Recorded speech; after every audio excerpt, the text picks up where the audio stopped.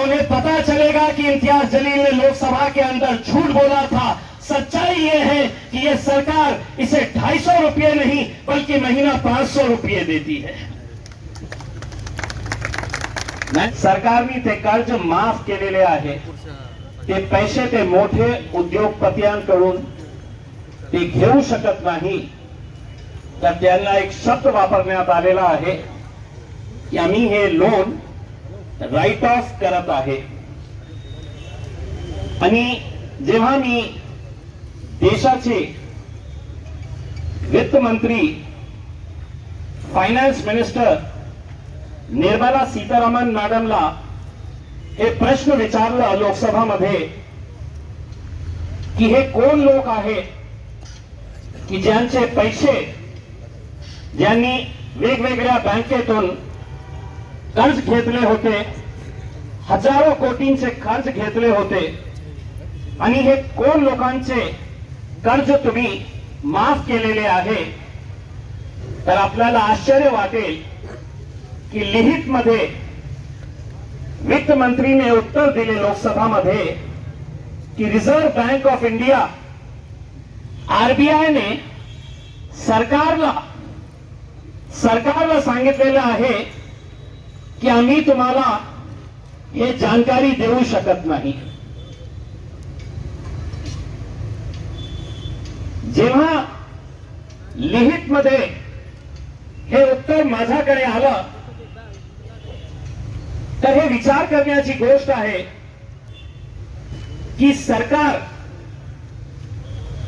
जे सर्वोपरी असते, सगळं सुप्रीम असते, केंद्र सरकार म्हणजे देश चालवणारी सरकार असते, त्याची मंत्री म्हणतो की नाही रिझर्व्ह बँक ऑफ इंडियाने सांगितलेले आहे की हे देऊ शकत नाही। 8.5 लाख कोटी मी आपल्याला चॅलेंज करतो, एकही माणूस इथे असेल नसेल की ज्याला हे माहित असणार की 8.5 लाख कोटी मध्ये किती शून्य येतात। मलाही माहित नाही, मलाही माहित नाही, इतना मोटा आंकड़ा है। अब ये सवाल जब मेरे सामने आया तो मेरे मन में एक बात आई कि या तो वो मंत्री मुझे बेवकूफ समझती है या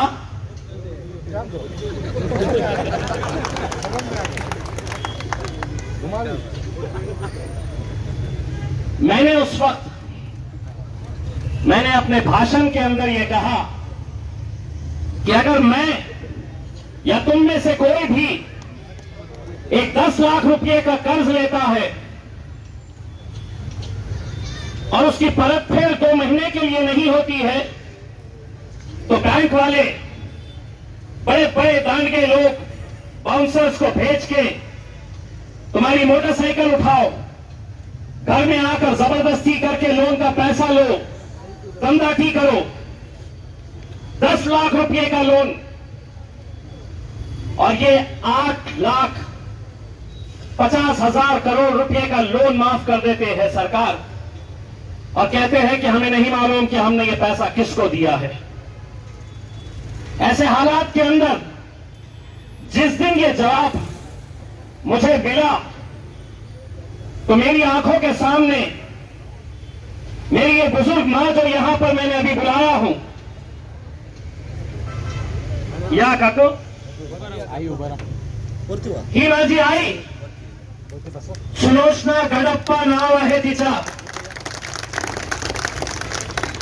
सुलोचना गडप्पा। लाज वाटेल आपल्या सगळ्यांना, एकटी राहतीये, ती माझ्याकडे आली होती, अनेक वर्ष काम केलेली, किती वर्ष काम केले? 30 वर्ष काम केली, पेन्शन मिळतं त्याला, पेन्शन मिळतं, किती पेन्शन? मी लोकसभेमध्ये सांगितलं, तिचे नाव घेऊन माझे केंद्रीय मंत्री औरंगाबादचे डॉक्टर भागवत करार साहेब बसले होते, मी डॉक्टर साहेबांना उद्देशून सांगितलं, लिहा नाव देतो मी तुम्हाला, लिहा नाव. सुलोचना गडप्पा ही औरंगाबाद मध्ये राहणारी एक म्हातारी बाई, 20 वर्ष काम करून तिला पगार मिळते. किती पगार मिळते? मी पार्लमेंट मध्ये, लोकसभा मध्ये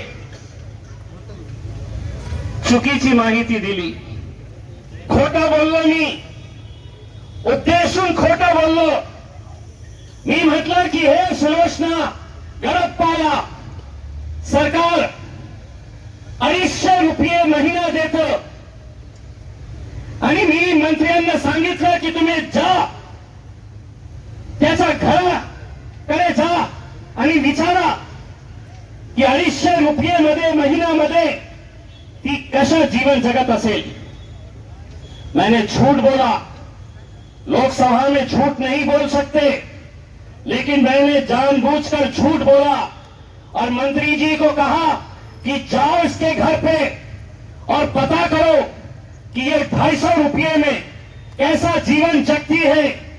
मुझे मालूम है कि वो उसके घर पे कभी जाएंगे नहीं, और अगर जाएंगे तो उन्हें पता चलेगा कि इम्तियाज जलील ने लोकसभा के अंदर झूठ बोला था.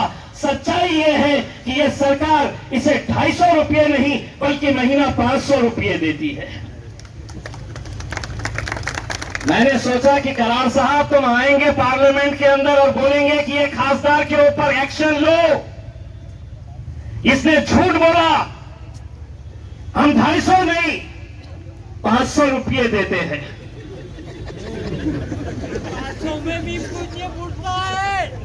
500 रुपये. आप सोचिए आज के इस दौर में ऐसे कितने ऐसे बुजुर्ग महिलाएं होंगी जो ऐसा जीवन जग रही होगी. मैं यहां के नेताओं से ये कहता हूं, एक महीना मैं तुम्हें 5,000 रुपये देता हूं महीना, जी के बताओ कैसा जी सकते हैं.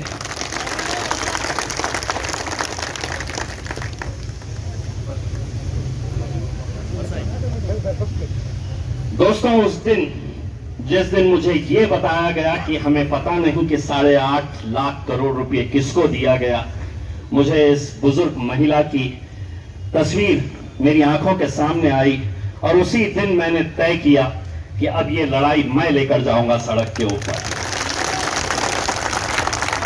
अब ऐसी कितनी सुलोचना गडप्पा जैसी महिलाएं हैं, बुजुर्ग हैं, इनकी लड़ाई मैं लड़ूंगा. और मैंने एक शुरुआत की. मैं पिछले 2 महीने से जितने सरकारी दफ्तर हैं उन तमाम सरकारी दफ्तरों से पूरे कागजात हासिल किए. महानगर पालिका से, MSEDCL के ऑफिस से, PWD से, आदरणीय कलेक्टर साहब जहां बैठते हैं उनके नीचे सेतु में काम करने वाले कामगार हो, घाटी में काम करने वाले कामगार हो, किसी अधिकारी का पार्टनर या किसी आमदार, किसी खासदार, किसी मंत्री या किसी नेता का रिश्तेदार.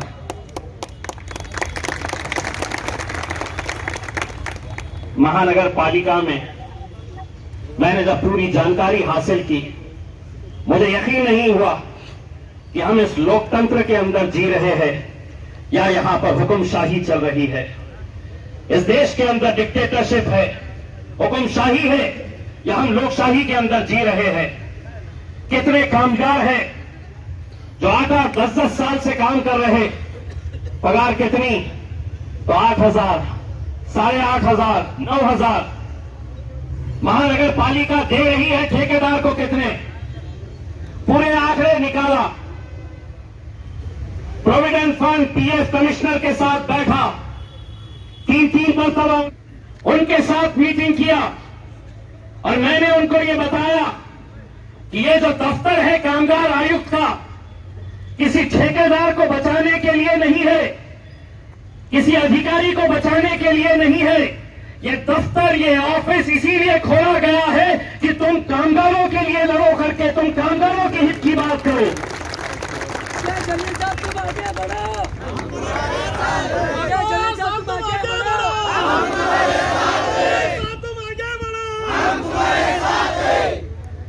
खासदार साहब आगे नहीं बढ़ेंगे, अब खासदार साहब आपके साथ में चलेंगे।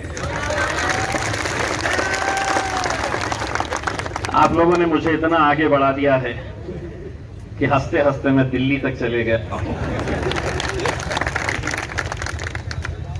मैं आज सिर्फ आप लोगों से इतना कहना चाहता हूं कि बहुत सारे लोगों ने यह सोचा होगा कि ये खासदार एक राजनीतिक पक्ष से आता है, हम इसके पास जाना, ये हमारे मुद्दे उठाएगा।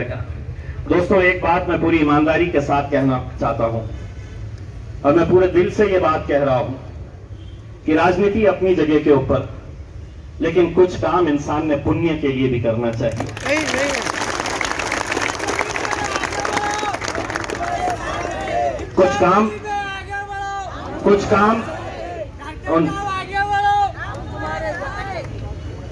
कुछ काम उन लोगों के लिए भी करना चाहिए जिनकी आवाज नहीं है, जिन्हें सिर्फ दबाया जा रहा है, कुचला जा रहा है।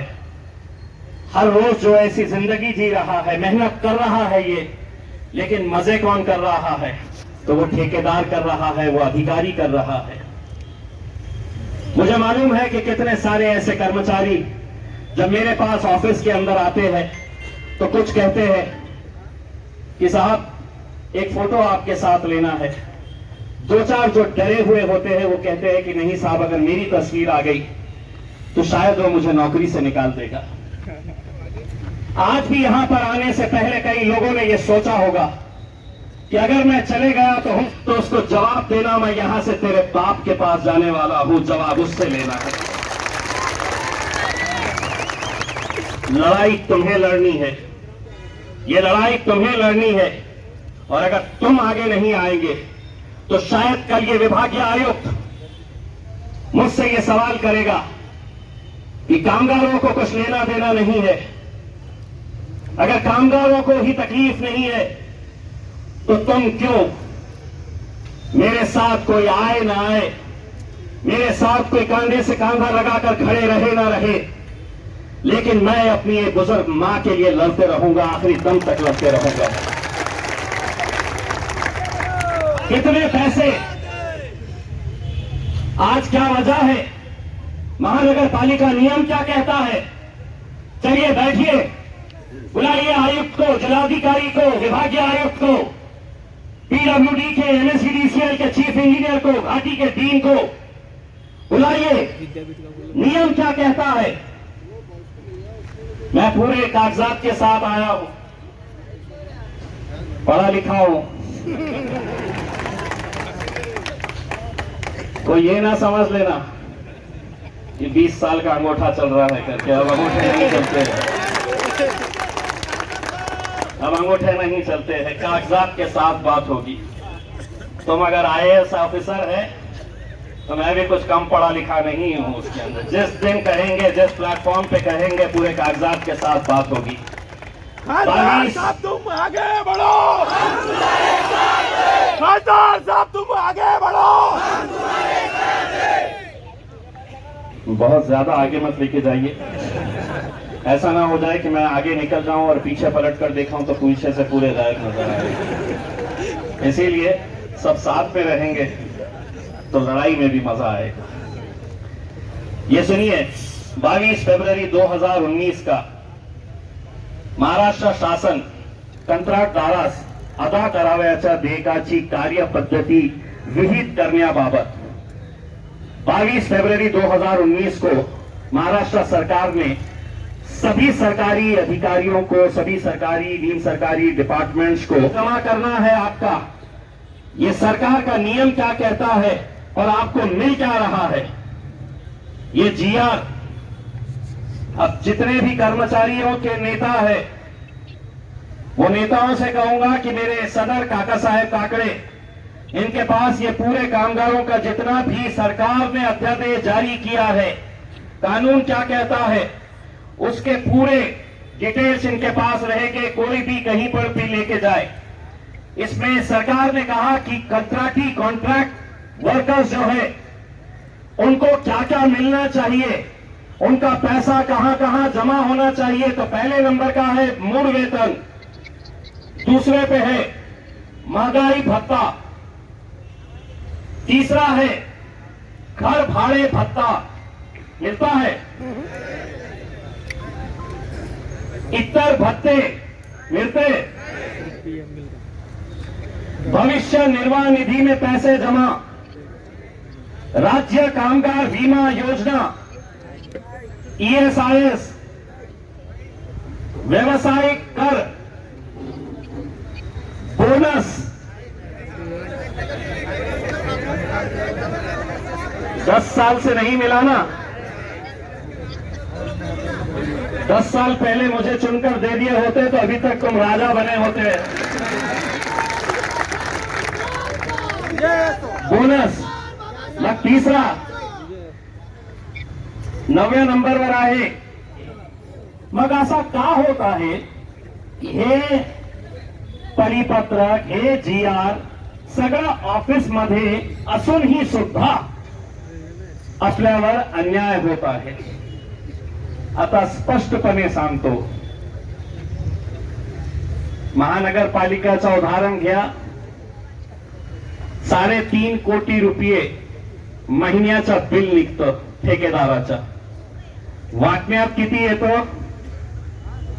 2.5 कोटी, कधी 2 कोटी। उरलेले जो पैसे असते ते कुणाकडे जाते? तर महानगरपालिकेचे अकाउंट्स ऑफिसर, महानगरपालिकेचे DMC, महानगरपालिकेचे कमिशनर, जे मोठे मोठे आमदार नेते, त्यांना सगळ्यांना पॅकेटे पोहोचवण्याचं काम केलं जातं। कष्ट करतो कोण? काम कोण करतो? ते फुकटात बसून हे हरामखोरीचे जे पैसे खाण्याचा धंदा सुरू करत आहे त्यांना लास्ट वॉर्निंग देतो। जेव्हा मी शिकलेला आहे, पण असं नाही आहे जे भाषा तुम्हाला करते ते भाषा बोलण्याची ही क्षमता इम्तियाज जलील मध्ये आहे। आणि ज्या दिवशी तुम्हाला